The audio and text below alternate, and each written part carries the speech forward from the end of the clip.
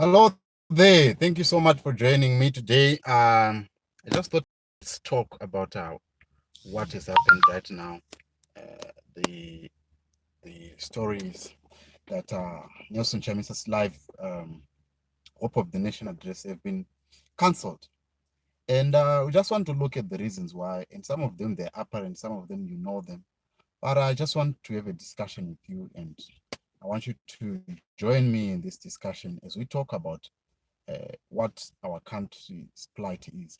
I know all of you, you know that I think there have been so many MDC demonstrations that have been thwarted, that have been cancelled, that the police did not give clearance. And you all know the reason why. It's because it's the opposition party. And 2 days back, we listened to Minister Naledi Pando. She was talking about the story of Zimbabwe's demise, or Zimbabwe's the enmity that is between ZANU PF and MDC. And I'll tell you the reasons why so much enmity between MDC and ZANU PF. Most of the reasons are that the politics of ZANU PF, or the politics in Zimbabwe, have always been a one-party state, one party. It has always been one. It has always been one direction. And if it's not ZANU PF, then it's not anyone else. If anything is not supported by ZANU PF, then it doesn't go through. You look at 2 years back, we marched to remove Robert Mugabe, but it was allowed. Why? Because ZANU PF was involved. So for us to really believe that we are going to see ZANU PF paving a way for people to march and allow them to exercise their citizens' right, or their democratic right, and march in the streets of Harare and demonstrate that we are a nation that is like here in South Africa, like any other place in the world, that you find that parties are allowed to demonstrate, or people or civil rights movement are allowed to demonstrate. Look at what is happening here in South Africa. You look at Julius Malema. They can debate Cyril Ramaphosa. They can tell him, Cyril Ramaphosa, his flaws and his mistakes. And you can see these people, they can have a conversation which is openly, and everyone can talk about it. We have not managed to separate politics from our way of life. The way of life that we have had so far is that if you are in MDC, you are my enemy. If you are ZANU PF, you are my enemy. And there have been so much bloodshed that has been spilled in the country over political lines. And it's a shame, really. And I really want to try to understand that when are we going to really have politics that is clean, that is like really clean? We have someone who really supports MDC, and they can do it in with no fear, or not looking over their shoulder because someone from ZANU PF is out to get them. And are we going to have someone who supports ZANU PF, or support whatever party they support? Are they not going to be afraid of being ostracized by anyone? It's a We claim to be one of the most educated citizens in the world, but we fail to understand these political dynamics. And I don't understand those people that are sent to go and beat up their fellow citizens. You are a soldier, you're a policeman, you work, you go out there, you are given money, or you are given an instruction, and you go and you do things that you really know that in your conscience you wouldn't do them if you were not coerced, or if you were not forced to do them. What is going through your mind? What are you thinking about the future of your children? What are you thinking about your parents or your family that is in the countryside, or anyone? What are you thinking? What is the rationale in all the decisions that you make as an individual, as a bona fide Zimbabwean? What is going through your mind? It's something that I need to ask us as Zimbabwean. I know that we've been used to stage that 2017 coup. People were used, like were used uh, to go and stage that and pretend as though we are the ones that removed Robert Mugabe. But this it was not us. It was someone who was in the closed door, because after that, the following day, you saw what he did. He just said asante sana, and we continued. Mvunzo wangu ndio kuti, when are we going to grow up as Zimbabweans? When we talk about kutengesa nyika, we the citizens are equally wrong, and even our leaders are equally wrong. Our leaders, they are equally wrong by selling us, because you see what I've seen in Africa or in and all over the world is with the powers that may be, and after these guys have pushed their agenda, then they realize that we've been used to push someone else's agenda. I'll give you a number of examples. Right now, we are crying about 2 years of the president Emerson Mnangagwa. We are crying. Things are not well, of course, and we have no hope right now. But 2 years back, if I would have to interview you, if we were to rewind all the people that were interviewed uh, this day, 2 years back, we're all hopeful, we're all optimistic that things are going to change, things are going to be well, things are going to be better. But why? It was someone behind that coup. Even America supported it, even Britain supported it. So what I want you to see is that Africa, we are not catching up with with what is really happening. We are not catching up with what's really happening. There is an agenda that is being pushed, and we are just joining that bandwagon of that agenda. And that agenda is to make sure that we stay poor, and we stay begging, and we stay like that. People were talking about the 136 million that Zimbabwe was given by China. Look at 136 million, and you look at that money that our president has used in all his globetrotting agenda. It is way over. It's way over that amount of money. It's in billions. And you ask yourself, what is that 1 billion or 2 billion that he has used? Has it yielded any results? Whose agenda are we pushing right here? Whose agenda did we push 2 years back? What agenda were we pushing? And right now, I'm not trying to say that Nelson Chamisa is being used, but what I have seen is, over the years in Libya, people were pushed to push Gaddafi out. They were pushed. Go ahead, and the rebels, they went around, they killed Gaddafi. They killed their own president. And 2 years down, 6 years down the line, their country is in shambles, right? They are the same people who went in the streets and celebrated and said, the tyrant is gone, everything, but they didn't know that they were being used. It's an issue that we need to look at ourselves and say, are we really pushing for an agenda that is going to benefit us in the future? That's why I'm saying, if you are an individual that is working in the army, or you're working wherever you're working, what are you really pushing? What agenda are you pushing?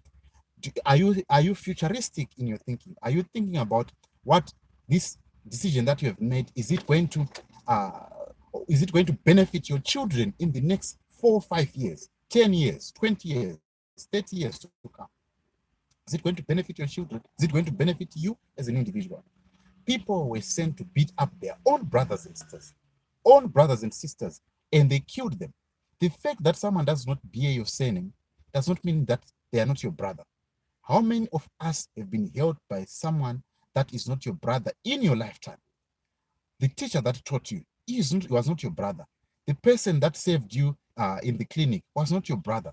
But they saved you because they were saving a nation. If you are going to reciprocate in all your actions, say that I'm going to do something that I know that is going to benefit the nation uh, as a whole, I believe that Zimbabwe can become a better country or become a better nation if we are going to take an introspection before we go into the streets and take action, before I pull out a trigger, before I take out a button stick. This is a message that I believe that as Zimbabweans, or even grasp it, or someone else is using us. and the way that they are using us, they are pushing their own agenda, both internally in our nation, Zimbabwe, in Africa, and outside Africa. People are being pushed to push an agenda, and when that agenda has been fulfilled, when the person who was pushing that agenda is happy, they turn their back on us and they start to hit us. That is what is happening. I know that people, they want to talk about the land reform program. That's the reason why Zimbabwe is on sanctions. But let's look at this issue holistically. Thank you so much to those who have joined me. I'm talking about why. Thank you so much to Ngobani Zondo and Oga Javengwa. Thank you so much for joining the conversation. But I want you to talk to me, all those that are watching. Please talk to me. Do you think that Zimbabwe, we are mature enough, or do we need any demonstration to have change in Zimbabwe? What do you think? What do you think really needs to happen in this situation? Because I really think that we've been used enough. We've been used tashandiswa, like as a such korobo a number of times, and a lot of people have lost their lives because of that. And we really need to wake up from this stupor that we are being fed by these politicians. And this includes everyone. Like, I know people have died. I know people have been maimed. I know people have been raped. They've got scars on their hearts because of this politics of Zimbabwe. You know, we know that the politics in Zimbabwe is so dirty. It's so dirty, dead to the mud. Like, you join politics, you are joining a death sentence. You join any movement in Zimbabwe, you're joining a death sentence. Why? Because we have not sobered up as a nation to see that some of us are being used. Look at that guy who was talking about the people that he went and killed, and the people that were on the forefront of killing, of sending him to kill those people. They are nowhere to be found. Until when are we going to be used secondum, like what one man said? Until when are we going to continue being used to propagate an agenda that is not going to benefit us? Until when? Until when? I know that we want change. We desperately want change. We are like that guy who is like that girl that has been in abusive relationships. And whenever when a guy comes and offers them something better, they cannot tell which one is the good guy, because they've been so much pain, and they cannot differentiate between a good guy and a bad guy. Our senses inside, our senses, our conscience, the senses of our conscience, they have been so seared with hot iron to such an extent that we cannot tell when good person is going to come. We cannot tell when somebody is warning us of bad governance. We cannot tell that we are being used to do or to propagate a certain agenda. This has been what I wanted to talk to you as my fellow Zimbabweans, that we need to wake up. We need to think. And I don't believe that change is going to come through the streets.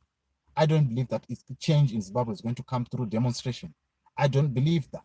I believe change is going to come through us changing mentally. We are educated, yes, but we need mind change, because someone can be educated but still is not changed mentally. They don't know what they're doing mentally. Education sometimes is a folly, because sometimes the people that we think that are so much educated are the ones that have failed us. How many degrees that did Robert Mugabe have? He had 7 degrees. But how much failure did he give us as a nation? He failed to arrest the people that were around him, and he failed to arrest corruption. Of course, we thank him for giving us the land. But how much with that land, why didn't he give an opportunity to all the black people, to all the black folk, to allow all of us to share this big cake that he has given us? Because having the land alone without the support from the government is not enough. And this is what we lacked when we got the land. We got the land, but we lacked the support from the government. And we needed a government that was thinking about the people. We needed officials that were thinking about the people in order to make sure that the land reform program becomes a success or becomes a benefit. I mean, we benefit. I come from a family that are farmers. We are farmers in my Kumusha. We are farmers, all of us. We are farmers, and and and we we being farmers, we have not. We saw the cotton. We were cotton growers, and when we're growing the cotton, we could not benefit much because the price of cotton kept on going down. Like you farm this season, the next season, you don't know how the pricing of cotton is going to be. And right now, my parents, my brothers, my sisters, they cannot rely on farming anymore because it is such a problem where we did not have so much support from the government. People were pushing their own agendas that are not futuristic. And it's high time as Africa and as Zimbabwe, we push an agenda. We think outside of the box and look at ourselves and say, even when the Americans or the British are promising to help us, or we are looking forward to them, are they really genuinely wanting to help us? Is the Chinese, even that $136 million, is it for the good of the Zimbabweans? How much the repayment is it going to be when we are going to repay that amount of money? It's not going to come for free. That $136 million, I tell you, probably is going to be returned as 3 billion or 4 billion. Yet they've got 15 billion that they took from us. Are we being cheered up to do something that is not going to benefit us? Even with the demonstrations of going in the streets and support Nelson Chamisa, I'm not against that. But what I'm saying is, thank you so much to those who have joined me. But I have to go now. But I want you to go with this word. Are we being used and we are not watching? Can we take a stock of ourselves as Zimbabweans and look at what we have achieved by the demonstrations that we've done? How many people have been killed? How many people have died because of politics in Zimbabwe? And are we continuously doing the same thing over and over again, and we're not watching where we are going? This is the question that I want you to stay with. And I believe that as Zimbabweans, we will look at ourselves and tell ourselves the truth, nothing else but the truth, and tell ourselves that we don't need to be used anymore. We need to think better mentally. And I believe that that is what is going to bring change, not the demonstration that we are planning, not going in the streets, and because the people that are beating us, they are Zimbabweans. The people that are oppressing us are Zimbabweans. So we need to think. And when we think, we are going to achieve better results. Thank you so much for joining me. And please subscribe to JCTV Zimbabwe. I hope to see you next time as we have a panel of as we have discussions that are going to be fruitful in order to change Zimbabwe to become a better Zimbabwe that we want, or a Zimbabwe that we believe is going to give us a future. Thank you so much. I hope to see you next time.